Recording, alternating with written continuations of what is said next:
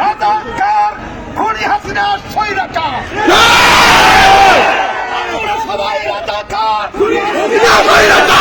আমরা সবাই রাজাকার, আমরা সবাই রাজাকার। আপনারা শুনেছেন, আপনারা শুনেছেন হাসিনা ভারতে পালিয়ে গিয়েছে। হাসিনা ভারতে চলে গেলে চলবে না। ফলের মাধ্যমে হাসিনাকে বাংলাদেশে আনে ফাঁসির কাছতে তুলে দাও।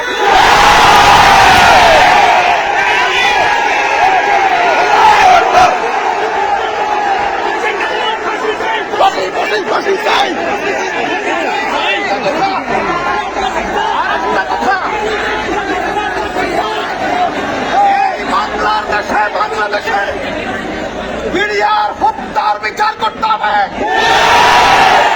5ই মে শাপলা চত্বরের খুনের বিচার করতে হবে। হাসিনার জায়গা আওয়ামী লীগের জায়গা, ছাত্রলীগের জায়গা, যুবলীগের জায়গা এই বাংলার মাটি হবে না।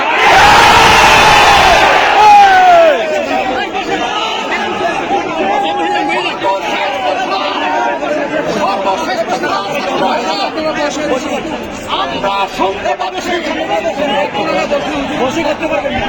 সেনাবাহিনী ক্ষমতা নিচ্ছে।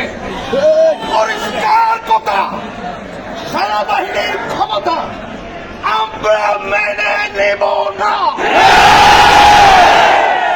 সেনাবাহিনীর ক্ষমতা আমরা মেনে নেব না।